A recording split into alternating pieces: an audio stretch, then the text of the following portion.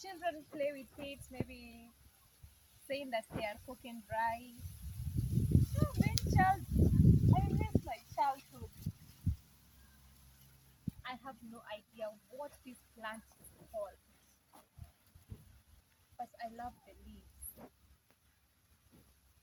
I love the flowers. This is how the flower looks like. See? But you can remove the flowers. You can just pluck out the flowers. It's a wind pollinated, wind pollination.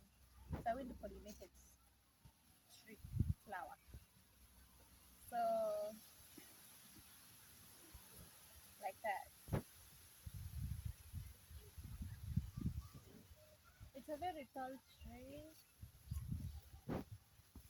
Actually, it's not a tree. I don't know how to call it. It's not like literally a tree, but it's a tree, but it doesn't have the, you see, the upright, like the eucalyptus, the